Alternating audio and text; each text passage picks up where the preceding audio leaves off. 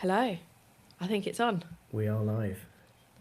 We have moved to a new platform for streaming, so we didn't actually know if this would work today. So hopefully there are some people there. Before we jump in, I thought we'd start with just explaining what HR Unfiltered is and some introductions. So HR Unfiltered, Nick and I have spent many years working in the world of HR, and we thought, you know what, let's just go live. We don't have a script, we don't have slides, we don't. Yeah, I was gonna say we don't know what we're going to say. We've got a few questions. So if anyone is here live, then this is your opportunity to ask us questions. We will share our honest thoughts with you. I have started to put some parameters in place. We're not going to talk about religion, politics, or Jeffrey Epstein. That came up before. So they're the things that we won't talk about. But your HR related questions, we are happy to answer them for you. If you are here listening, it'd be great to let us know where you are. I was going to say in the UK. Where in the world are you? Tell us in the chat. This is the first time we're using this platform, so we are really hoping that we get to see people's questions and chats coming up in our screen. So if you are watching us, please do let us know. Introductions, because normally what I do is I assume that people know me and they know you because we are on LinkedIn a fair amount. So my name is Claire Cathcart. I have worked in HR for probably more years than I care to admit. I'm going to stop when I get to 20 years, I think. A long time. And a couple of years ago, I founded the Elevate Hub, which is a HR membership and community platform supporting HR people to develop their skills, their knowledge, their confidence, and their career. Nick, we met a couple of years ago, time's flying by, and Nick is now the employment law expert in the Elevate Hub as well. So Nick, would you like to do a proper introduction? No, yeah, absolutely. So as well as doing that, I am the head of employment at a law firm called Actons, based in Nottingham in the Midlands, and I'm also our HR director. And yeah, we work with a whole range of clients through from some big corporate names that you will have heard of and see on the high street through to SME, owner-managed businesses, and some smaller organisations too. And we're busy at the minute helping clients with a lot of different issues, including employment tribunals, which I think you had mentioned we might talk about. But yeah, I just feel like it's a hot topic at the moment. Definitely something we should touch on.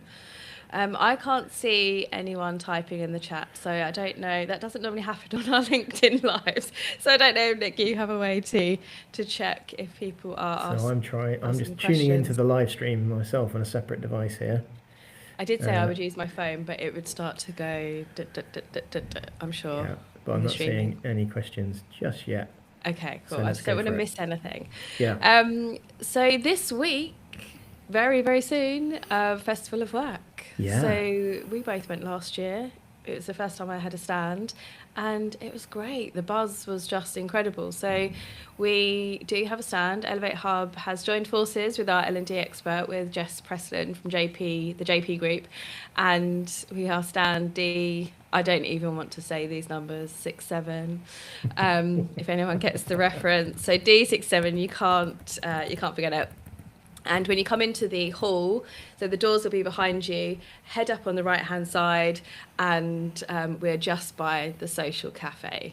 And there's also an ice cream stand next to us on the map. Sounds like a great spot. It does. So if you do want to come and say hello to us, Nick will be there. I guess mainly on day one, because you're going to be busy day two. But we'll be handing out copies of the brand new edition of the Elevate Hub HR magazine. So please do come along and say hello and grab your copy. Nick, what are you doing on day two? Day two, I'm speaking. I'm looking forward to speaking. So I'll be around in the morning, probably just putting the finishing touches to my talk in the afternoon. So I'm on the tech stage, I think around 2:45. And I'm talking about digital twins or digital doppelgangers. And the rise of such things in the workplace, and we're going to kind of chart some of the issues that HR professionals might want to be thinking about if the CEO comes to you and says, "I'd like you to clone one of our employees," and hopefully, I don't have huge numbers of answers because it's such a new area, and I think it will depend on the approach that the organisation takes. But I've certainly got some ideas as to what people might want to be thinking about. So, yeah, I'm excited to to be on the stage again, and we will see who turns up. Hopefully, lots of people. I can definitely see CEOs having that conversation. Mm. You know, we were talking about. Just realised my laptop's not charging. We were talking at a round table a couple of weeks ago about someone has essentially created a board with their AI agents. They've got a chief of staff, they've got a finance person with AI agents. So I can well imagine a scenario where a CEO is saying, I don't know if I like the word clone, but using AI to replace people. Scary thought, but yeah, an interesting topic for sure. Yeah. So that'll be fun. It feels like there's been a few articles in the press lately.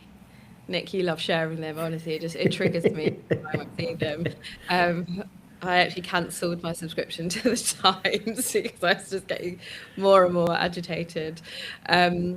It's a shame that it's still happening. We're still getting these provocative headlines. There was one, the Bolt CEO, this was quite a few weeks ago now, fired his entire HR department. Or did he? Was it a little misleading? I think so. Yeah, thoughts on that article? Yeah, I think so. I do like sharing them, partly because it's good for engagement on posts, but mainly because I'm interested to understand why this is happening. And I think it's interesting to hear from people who are maybe criticising the HR professional, but also HR professionals. And what I've tried to do is create a bit of a debate as to why this is a thing. And I think my point was you might have a situation where there are not very good HR professionals in the same way as there are not very good other professionals. But that doesn't mean that the entire profession is useless and needs doing away with. And I think you're right. There have been a number of articles recently where actually the headlines have been a bit clickbaity or a bit misleading. That example that you referenced, it seems as though actually what the CEO did was replace his HR team with a slightly different HR team that maybe was a bit leaner and a bit more operationally focused, which doesn't seem like a bad move in my view. But of course, they're kind of being hijacked a little bit to critique, or that's probably a polite way of putting it, to heavily criticize the profession in a way that I think is a bit disproportionate. One interesting thing I think was, although you said we wouldn't talk about politics, there were a few comments around the fact that actually it feels almost like this is being used as a kind of mechanism for certain political or people with certain political leanings to get on board with and kind of use for their own agenda, which was interesting. I think the Conservative leader even referenced HR having taken over or something in a recent article or a speech that she did, and again it seemed an unnecessary reference to me. So it's an interesting time. I think those that are supportive of the HR community, such as yourself, I think we need to be aware of it, and I think we need to reflect on it to a certain extent, however unjustified we might think it is. I think actually if there's a certain amount of critique of a profession, then that's okay, but it's taking the positives from that and moving forward in a constructive way, as opposed to it being a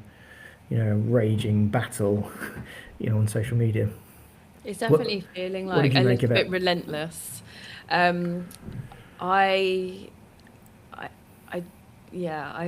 I said, I do get triggered by the headlines, but because it just feels relentless. It just feels like it's non-stop. And also the way these headlines, a lot of people won't read the article. They're just kind of scanning through the headlines to see kind of what's going on. And as you said, he replaced his HR department because they weren't working out for him. And it's probably an individual issue. I think he said something like creating more problems or creating problems that didn't exist. Yes. Yeah. But he did actually, he replaced that team with a people operations team. So he definitely did see the value in HR. I can well imagine a scenario where we had a HR team wanting to do the right thing, wanting to do good things, and then people in the business just didn't agree. they didn't see the value of it, they didn't see the purpose of it, they didn't want to invest their money. Obviously, their shares were plummeting. They're in quite a difficult space. So I could just see that there would be clashes, and that will happen in many organisations. I've worked in organisations where not everyone saw the value of HR, sadly. So yeah, just to say that they fired the HR department like they're not needed, I thought it was a little unfair. Yeah, and I think it's interesting. I've been chatting with a few people directors recently about it, and they're quite reflective about it as well. I think even some of them would say, well, actually, HR has gone too far on certain initiatives that actually aren't aligned with the commercial objectives of organisations sometimes, and perhaps in some quarters it has gone too far, and that maybe there are initiatives that need rolling back. And I know DE&I has been in the headlines as one of those. Whether that's the right one or not, I can see that if the leaders of a business think, why are we doing this? What's the benefit of this? Why have HR not articulated the benefit in a way that's helpful and that will further the objectives of that organisation? I can see why that might need looking at, but the wholesale criticism seems a bit much. I do understand that I don't want this to sound like I'm criticising people in HR, but I've seen where HR will, my phrase is, do HR to the business. People come into HR and they're like, we need an engagement survey, we need a policy on this, we need to be looking at that, we need succession planning, we need da-da-da-da. And it's almost like HR is just kind of wrapped up in this bundle, and this is everything that we need to deliver to you. But where I see HR working really well is that their first thought is, what does the business need to achieve? What are the deliverables from a business perspective? What are the leaders really concerned about? What's keeping them awake at night? And then think, what have I got in my HR goodie bag, my HR toolkit, that will actually I can bring out to support the delivery of those things? So I say we could do HR to the business, or we can support the business.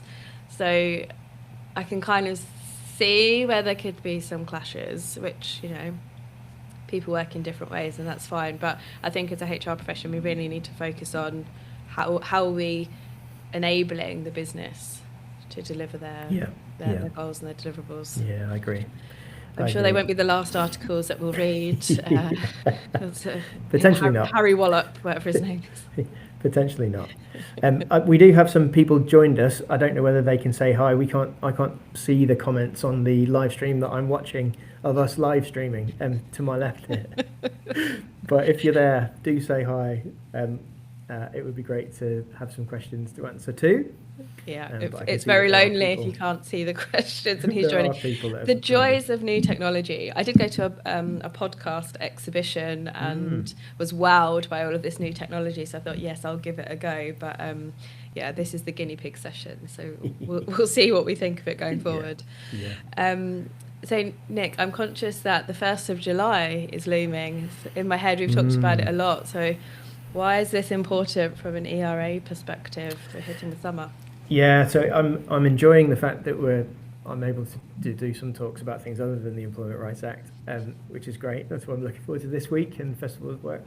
But you're right, we're almost in a little bit of a lull in terms of the staging posts that we're working through. So April, there were some changes came then, and October there'll be further ones. I guess the unfair dismissal changes seem to be what most people are focused on at the minute, because people will start clocking up enough service with their employer from the summer ahead of the change in January 27, where it drops to 6 months from 2 years. And there's a lot of interest. I gave a quote for one of the HR publications just going out this afternoon about the impact of that, and that people are thinking about it for sure. I think the REC and KPMG produced a report recently that said actually there's more temporary recruitment going on than there is permanent recruitment now. So the balance of that has shifted.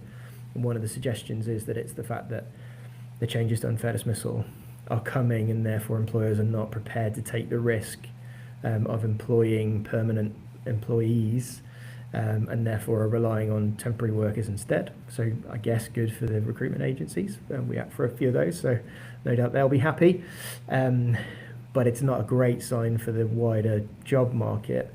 And I suppose it's one of those unintended consequences that I often talk about in terms of the impact of the government's changes. It was supposed to be protecting people and giving them enhanced rights, protection from dismissal, but actually it might result in them getting dismissed sooner because people will be dismissed during their probation period, where they might have been given an opportunity to work a bit longer previous to the change, and also they might not have a job in the first place because actually employers are too concerned by the risk of taking people on. Now obviously there's wider factors to that too, but certainly people are looking at probation periods, performance management processes now with a view to having that all nicely set out and in place ahead of January, because it's going to be a big change.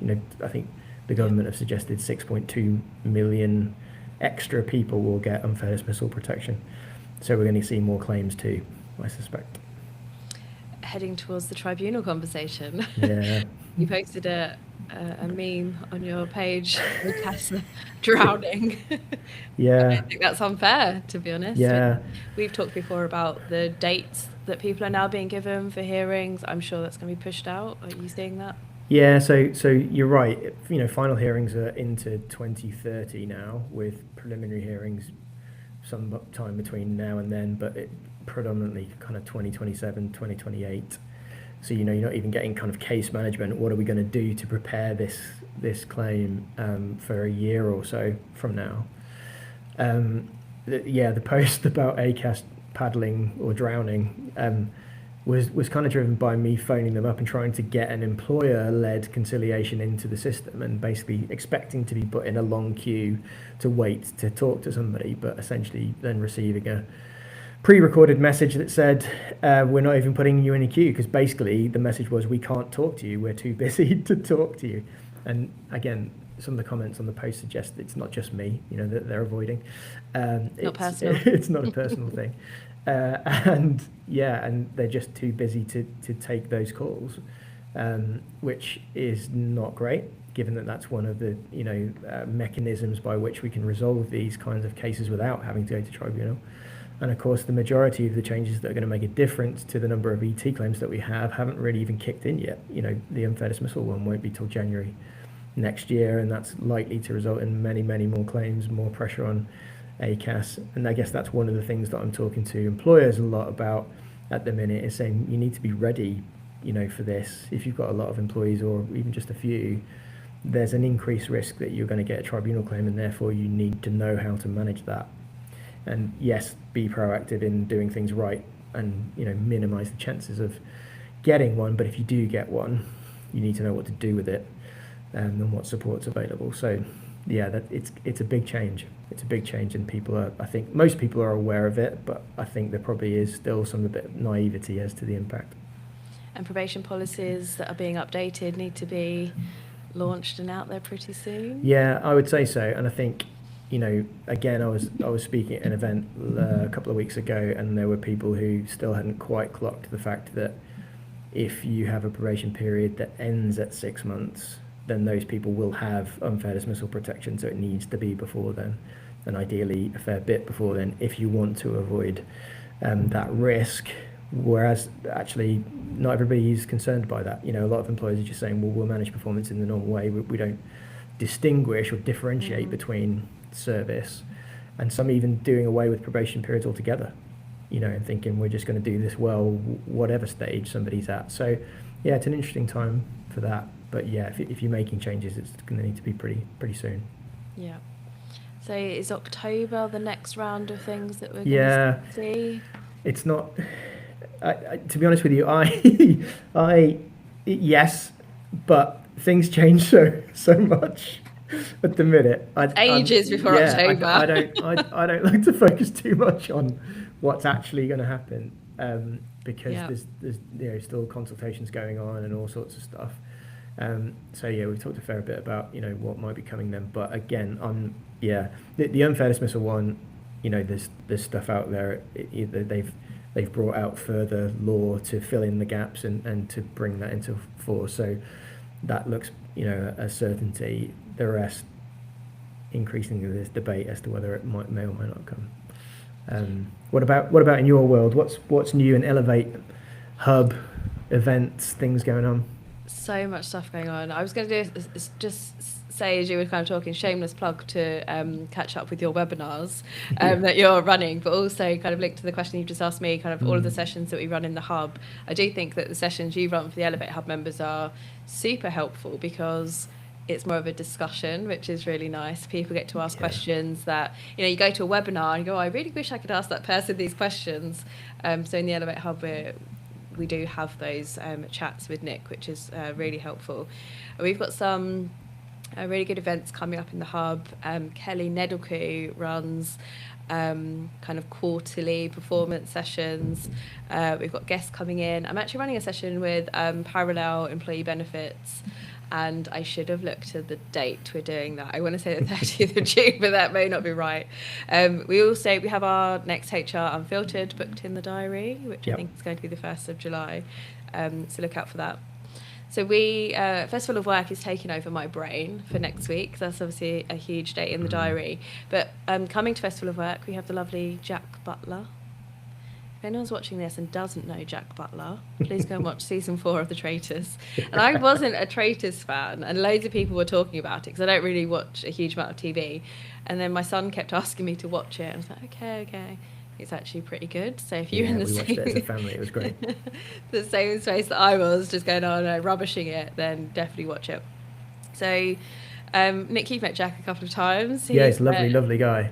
Really nice guy. He's a personal trainer, and well-being is just a huge part of his world. So he will be joining us on day 1, which is Wednesday, a Festival of Work. So he will be coming along. You just shamelessly ask him for a photo if you want a selfie. That's absolutely fine. He's very prepared for it. But we'll also be talking about the wellbeing event that we're running in October. So does anyone know Dr. Jo Burrell? Who doesn't know Dr. Jo Burrell? She's doing some amazing work with her partner Felicity. So they have recently launched the HR Mental Wellbeing Survey results. So I'm sure if you go to her profile, you'll be able to download it, or I can post a link in the comments. Some really, really insightful and eye-opening data coming through on that. So definitely take a look. Why am I telling you about that report? Dr. Jo is going to be a speaker at the wellbeing event, and if anyone knows about kind of the Elevate events that I run, it's not just pink and fluffy. It's not a nice day out to have a chat with people. My goals really are for you to learn, connect, and be inspired. And the wellbeing event on the 15th of October is really looking at how does wellbeing, physical and mental health, impact the bottom line? Because it does. So we're going to really look into how businesses can develop the wellbeing agenda. So we have Dr. Jo Burrell, we have Michelle Flynn coming along, who's a health and performance coach, and just phenomenal. I was speaking to her this morning. She's on so many stages doing presentations at the moment. She brings the energy. She brings the energy, she sure does. And Jess Pressland will be talking about kind of mental health, resilience, kind of your mental well-being, alongside Jack as well. So it's going to be a really good day. Sounds great. Yeah, if you're at Festival of Work next week, come along and see us on day 1. And Nick, you'll be on the stand as well, so people will have a chat with you. Sure will. So I don't know if we had any questions. I'm conscious of the time. I don't. Yeah, so I can't. It's fine if we don't. But I can't see any. If we go to the post when we're done and they're there, obviously we can answer them in the comments. But I can't see any so far. Okay. That might be because there aren't any, or it could be because we can't. That's fine. That's fine. We normally do have questions, but I'm saying, oh my gosh, we haven't answered anything. So the technology has probably let us down, but we will see. Yeah. We'll answer the questions. So our next session is the 1st of July. We will be sending out the invites. If you are interested in joining the Elevate Hub or finding out more, then don't do it now. It's like, it's just not worth it. Come see us on the Stand Festival of Work. It's £1 for your first month, and you get a goodie bag as well. So, yeah, we can get you signed up on the day.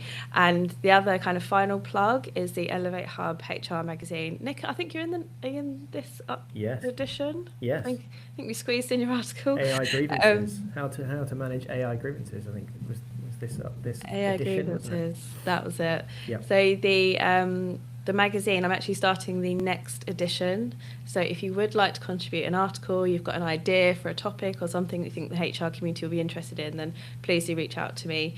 And we do provide advert space as well if anyone's watching and would like to be part of it. Fab. Is that everything, Nick? I feel like there's so much stuff There's going a lot on going all on, the isn't there? time. Yeah, I guess my webinar stuff you mentioned, go to my LinkedIn profile. I think a post went out this lunchtime for our latest one, which is linked to the unfair dismissal stuff that we were talking about. So it's managing performance well, essentially, in light of the changes that are coming. So that's a good topical one. Yeah, and we obviously connect there for pretty regular updates at the minute. There's lots of stuff to talk about, so it's all Lots good. going on. Cool. Well, if anyone did join us, I'm sorry that we can't see you, and if you didn't, that's fine. We'll rock up again next month on the 1st of July. Thanks, everyone. Take care.